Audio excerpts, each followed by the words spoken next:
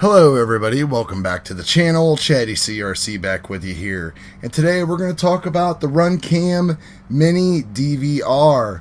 Now, these little DVRs are hot, especially when it comes to the micro scene. Runcam dropped theirs a couple weeks ago. Just within the past couple days, HDLRC has kind of one-upped them and dropped a version of their own that records at a little bit better of a frame rate. They have one that has a VTX built into it as well, and a microphone. So these little DVRs are really popular, and I'll tell you a reason why. This is my 6-inch Proton here that I run on 5S. It's really light, long range, crossfire. I fly around with this at a good speed and just love it. No GoPro, I don't have to worry about footage. I can tune it as good as I want to. I don't have to worry about going to the nth degree because I'm looking for just a good flight, a little bit of acro, nothing too crazy.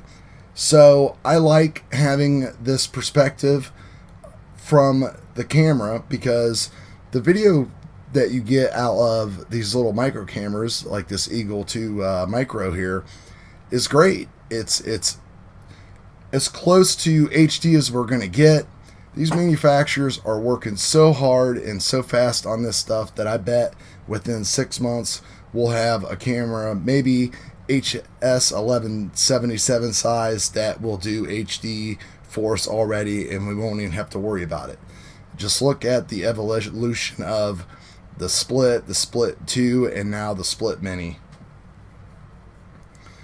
Now, I haven't put this into a stack or anything because I'm actually going to rework this entire build, but it's a very easy install. The one tricky part is that it does run off of 5 volts, so a lot of the flight controllers that we have can only supply so much 5-volt power.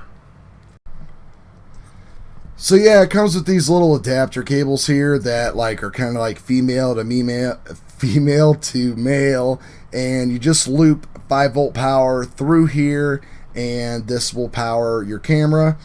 Like I was saying with the flight controller though, is the Bex can only support so much 5 volts, and when you have like crossfire, and if you want to throw like a GPS and this and that, or I actually had a Unify 5-volt on here I had to take off. So you get yourself into a problem real quick, so you got to be careful with that. The DVR starts automatically by itself. You do have to stop it with the little button here to save the video before you pull the LiPo power, or you'll lose your recording. It records in 5-minute gaps, so if you're doing, like, say on my 11-12 minute flights, it breaks them into like 3 videos, and there's, I think, a 5 to 10 frame break in the footage, so it won't sync up directly with your Fat Shark or GoPro footage if you do have a GoPro on one of these too.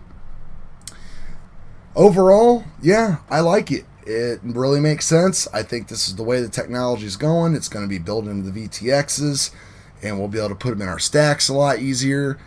And all that stuff's just good, and hopefully, like I said, 6, 9, 12 months, who knows, these little cameras will probably have all this built into them, and it'll record HD too. So with that, let's take a look at some footage, and we'll talk to you guys a little bit. So here is our first clip, and I want to show you some daytime and then some like dusk footage. But here you can see bright sunlight. I haven't done any color correction or nothing. I did increase the speed to 115% just to make it a little bit closer to what the actual quad is flying like. And yeah, it's a cool experience. I actually enjoy watching this video. It's a lot better than watching the Fat Shark DVR video, that is for sure.